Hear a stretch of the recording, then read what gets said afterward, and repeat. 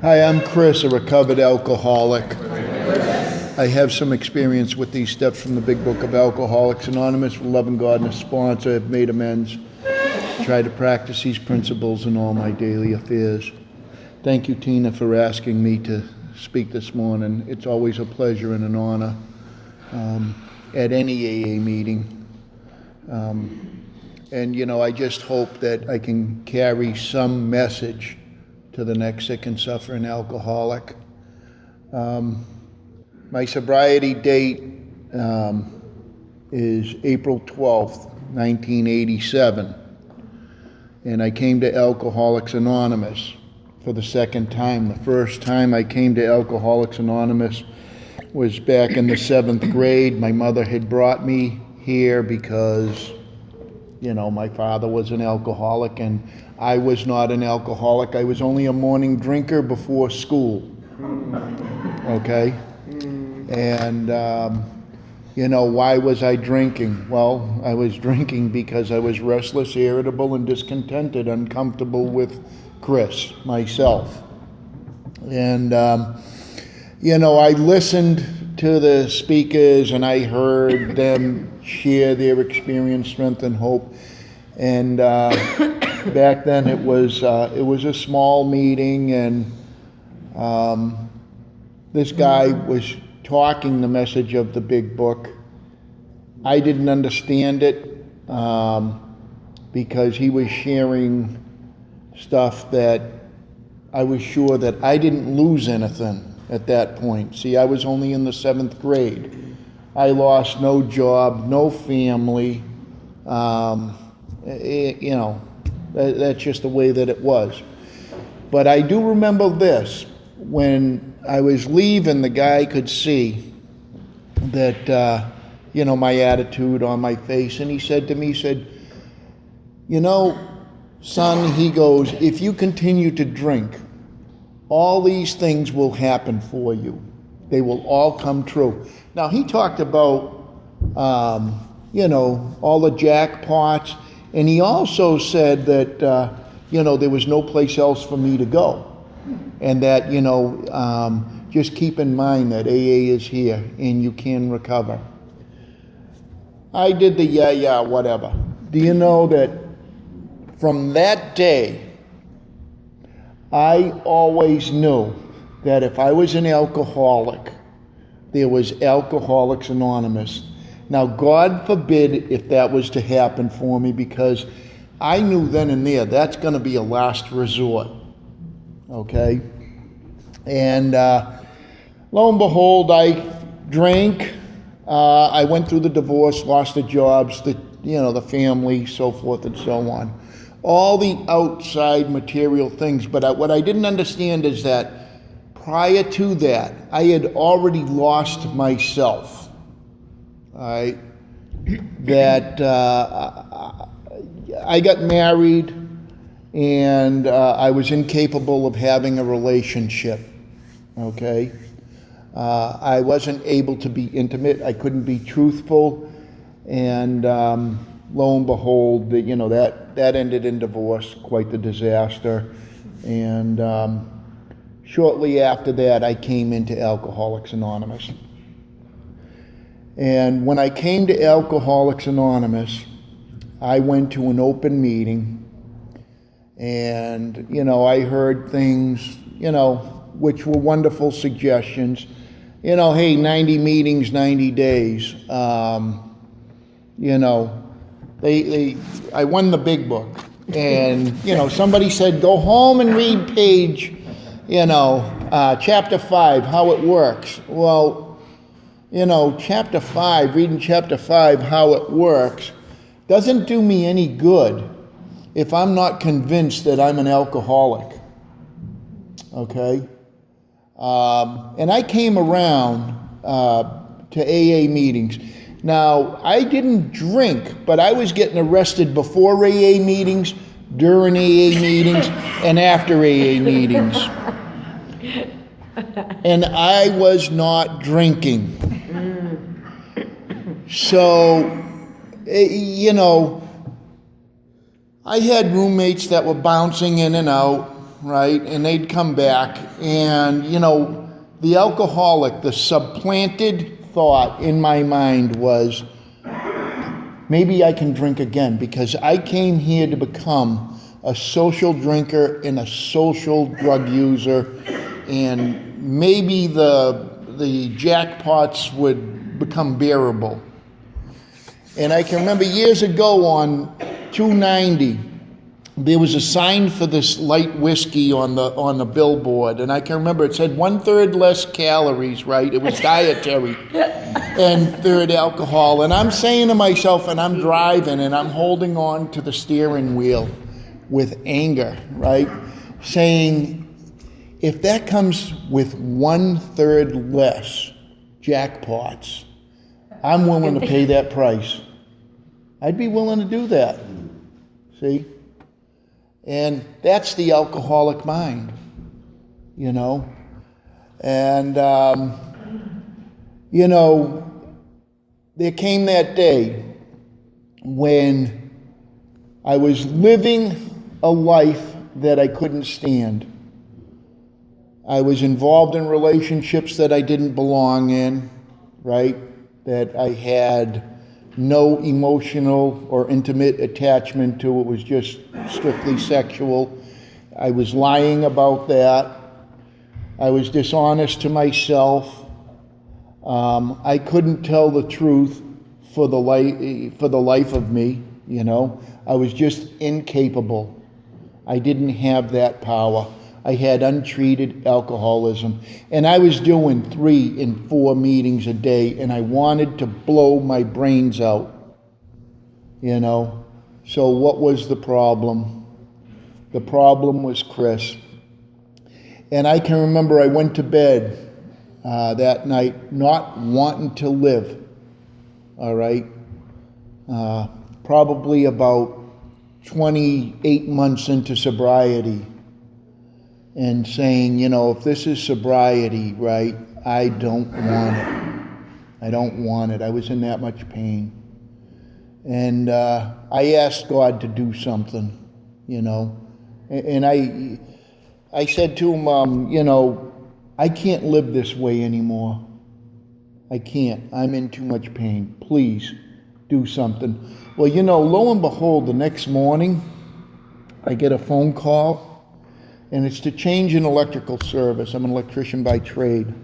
And I go to this doctor's house, and he happens to be in Alcoholics Anonymous.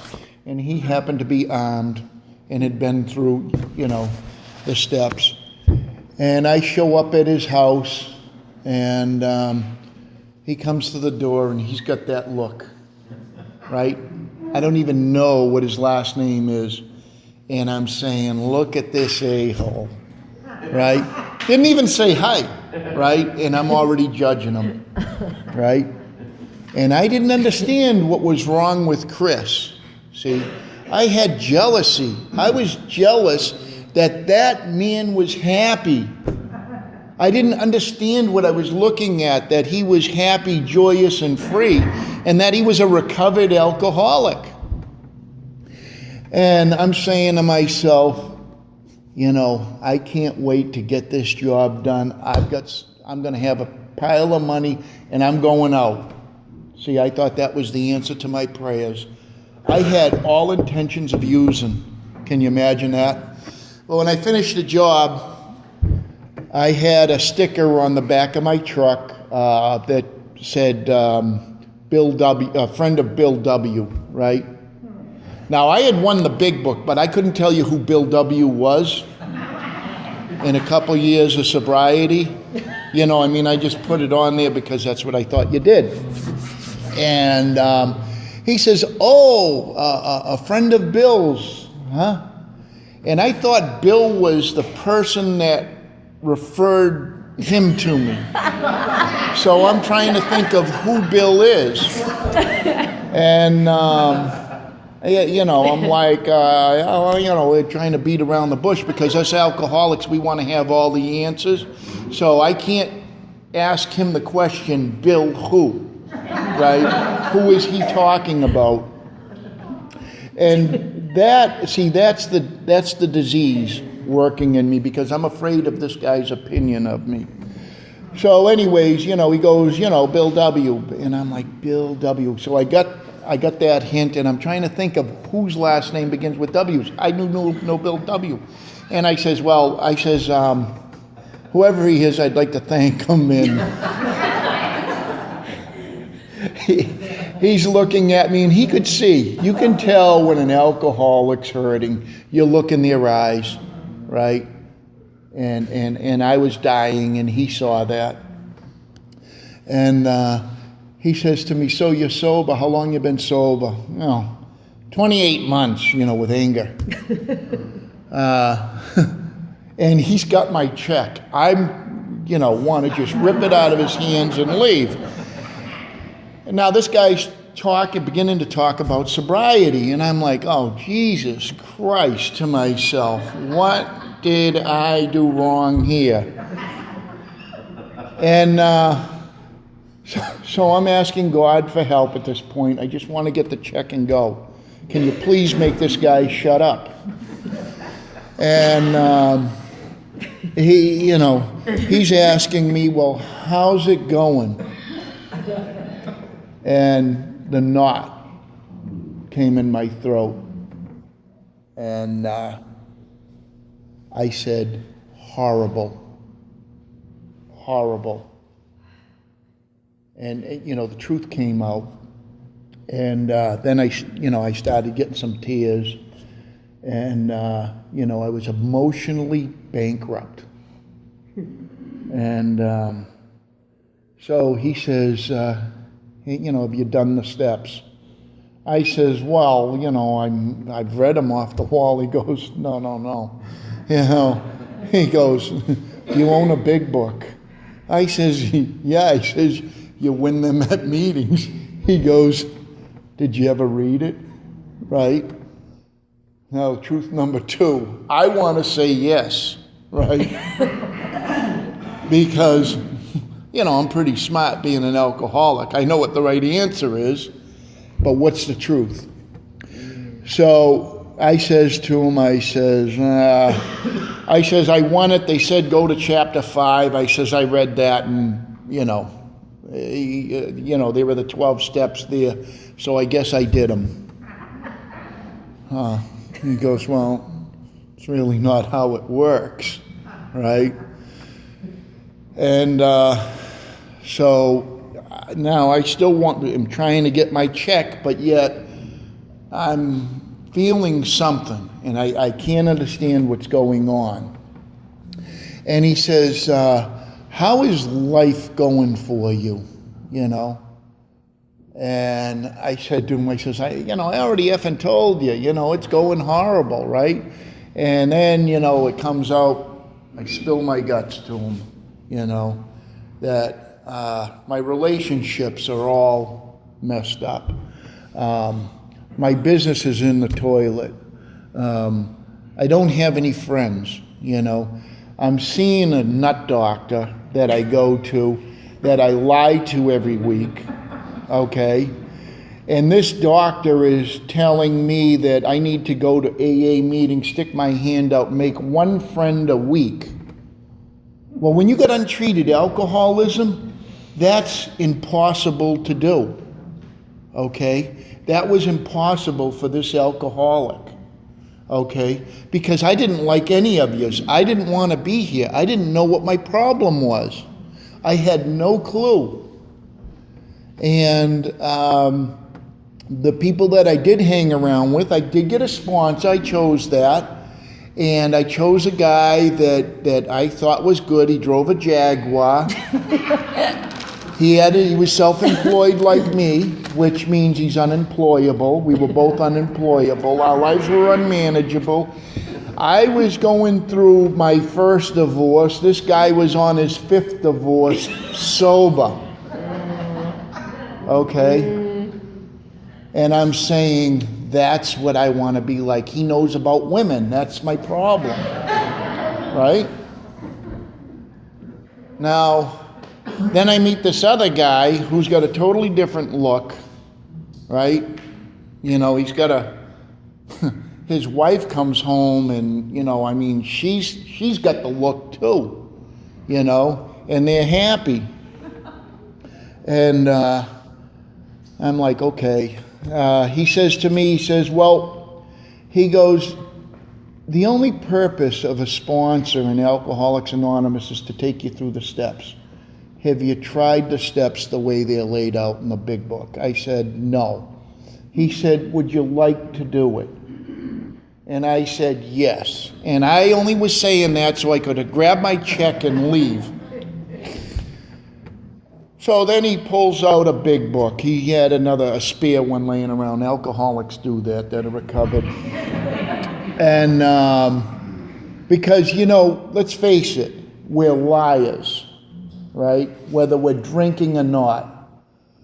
So he says to me, well, just in case you can't find yours, and I'm assuring him that I have one. And he gave me these instructions, and I says to him, okay, so where do I start, right? Because I'm ambitious, right? And he says, where do we start with any book? I never read any book in my entire life. So he says, start at the cover. What does this say, right? And I says, well, it says Alcoholics Anonymous. He says, very good. Right? And he goes, the next page in the hardcover book, right? The first 2 pages are blank. He says, well, what does this say, right? And I'm like, there's nothing on it. And what does this say? Nothing. And then you come and it says Alcoholics Anonymous. And I can't understand what this guy's doing at that point, but I'm saying to myself, he might need more help than me, And I get it now is that, Alcoholics Anonymous, that's where I am. When we read, and then you come and it tells me what the 12 and 12 is, that it's a commentary, right? And I thought the 12 and 12 was the 12 and 12, 12 steps and 12 traditions, and that's how you do them. But it's not. And then it talks Alcoholics Anonymous again here, and then it says the story of how many thousands of men and women have recovered. And I'm saying, wow, I felt hope. See? And I'm lazy. And I said, God, I know I didn't do this program. I know I didn't do AA the way it's laid out. I knew that. And I said, okay, you've got one shot with this, God. See, I'm playing God, but I'm telling him he's got one shot to fix me. And, going through, reading the doctor's opinion, more about alcoholism, and then page 31 was the first time that I ever saw that if you're not convinced you're an alcoholic, right, go back out and try some more controlled drinking. Can you imagine that? Then I see that, and I'm like, that's the loophole, right? And then I'm saying, wait a minute, I'm an alcoholic. I was convinced by that point, right? I don't want to drink. It's telling me I can if I choose to. And then I go along with this guy, and I'm highlighting and stuff. And my experience was this, that, getting through the 4th step, he told me right from the get-go, do not trust and rely upon me. Right? Do not trust and rely upon me. He says, I'm a human being. I will fail you. I tell my sponsees the first thing I tell them, the same thing. I can't get you sober. I can't keep you sober. There is one all-knowing, all-powerful. That one is God. May you find him now. If you want to recover, whatever your higher power is, find him, and your higher power will never, ever fail you. Provided, it says, provided we do his work well and carry this message to the next sick and suffering alcoholic. So along we come to the 3rd step, and I was instructed to bring my notebook, right? And when we went and did the 3rd step, I didn't bring my notebook, okay? Because being a good alcoholic, I want to see how the 3rd step takes first before I move on, right? So we go and we take the third step. He asks for my notebook because we went to the book, big book. I did bring my big book, and it says, next we launch out on this vigorous course of action. And he says, oh, you got your notebook? Oh, geez, a lie, right? Alcoholics, liars, cheaters, and thieves. Oh, I forgot it at home. But I'll write when I get home. Oh, wait a minute, he opens up his trunk. I just happen to have one here, spare one. He says, we start writing now. And I did, right? And I'm saying, this guy, not on, right? And I got a resentment towards him, but I don't want to put his name down. Then in there because he might think something of me. Anyways, moving on, we get through the fourth, we share in the fifth. 6 and 7, God removing my defects of character. And, the key to this whole process for this alcoholic is, first and foremost, I have to stop playing God in all aspects of my life. And I was asked, like many of us, will you carry this message to another alcoholic? I'm agreeing to it, but I'm lying, right? And I didn't understand, what that experience meant. And that having this experience, to carry this message to the next sick and suffering alcoholic, to be free, to be able to look the world in the eyes, making the amends, right?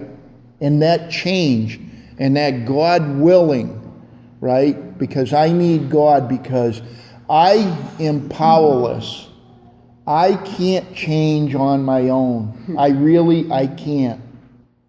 And, we get a daily reprieve contingent upon the maintenance of my spiritual condition.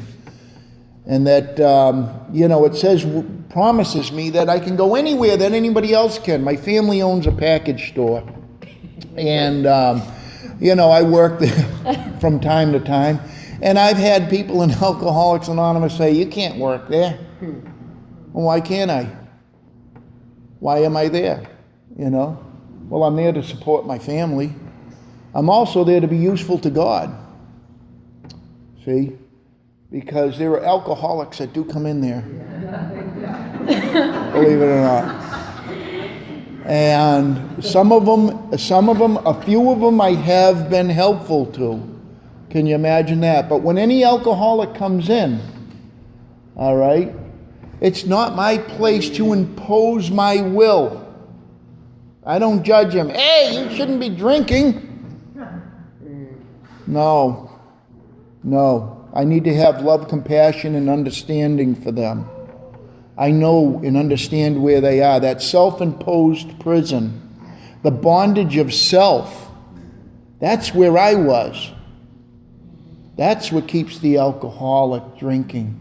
That's what keeps the alcoholic, out there using. That's what kept this alcoholic, get involved with women, because I would feel better when, I didn't even know what I was looking for in a relationship. See, and in the fourth step, right, it gives me instructions to go to God for that. For my future relationship, it says, So I'm looking for somebody. I'm looking for somebody that's spiritual, that's on the same path, right?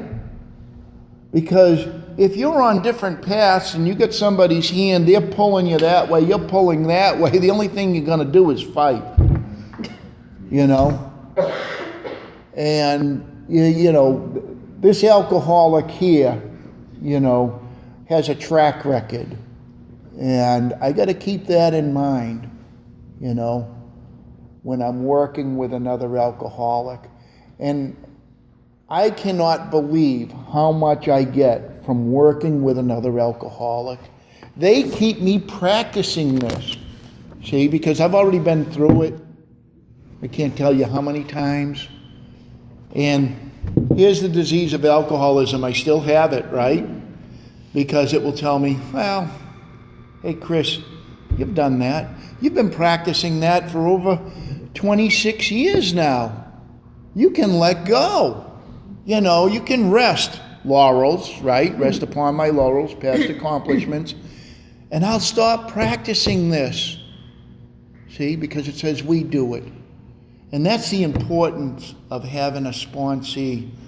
They call me their sponsor, but I'm not too sure. I believe that they're sponsoring me because they keep me practicing this as I'm reading it with them, as we're going through, we're doing the writing, as we're sharing about defects of character, as we're doing 10 steps daily, you know. And, you know, you can tell somebody when they've got spirituality, look in their eyes. You can see when they got the freedom, the God, the light is there, you know. And if you want that, come along with us. It really isn't painful to do these. I was already in pain. What it is you got that big sore, and the minute you touch it, it hurts. But to relieve the infection, they lance it. And that's when you start getting the healing, you know. So it all had to be purged from me. And, you know, I only have a daily reprieve contingent upon the maintenance of my spiritual condition. And that, you know, I mean, I hope that I'm helpful to somebody today, you know, that I'm doing God's will, because it promises me in here, if I stay on the firing lines and I do His work well, He keeps me safe and protected. So if you're here and you're not sure you're an alcoholic, don't worry about it. You will not catch it here. And if you don't want to recover, you don't have to worry about that. You won't. It's that simple. You have to do the work to recover. God bless.